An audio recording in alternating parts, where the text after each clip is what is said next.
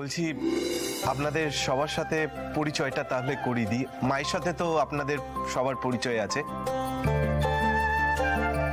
আচ্ছা, দাদা কোথায়? মানে অভিষেকের বাবা?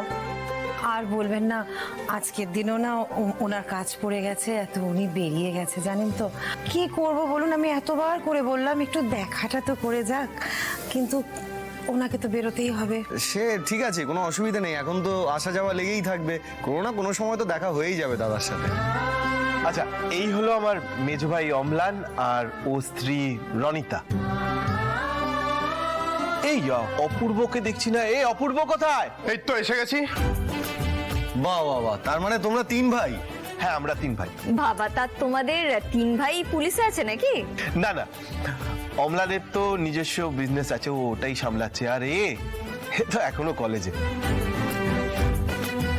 ফ্যামিলি দেখেছো, একেবারে মিছিল করে চলে এসছে। এরা যদি গেড়ে বসে, ভাবতে পারছো কি হবে?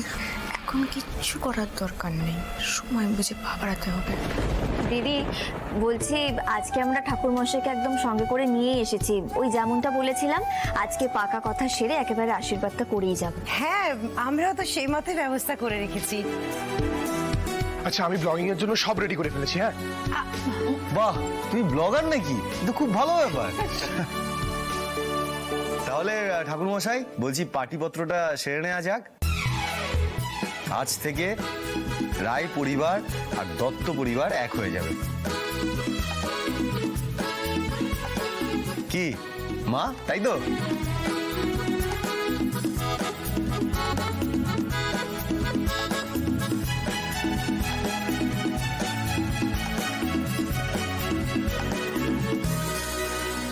এবারই আমায় পুরো ব্যাপারটা বুঝে নিতে হবে।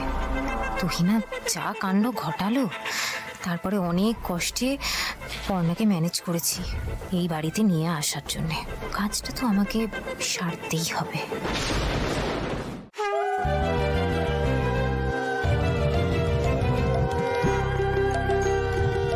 পাত্রীর বাবা সই করুন।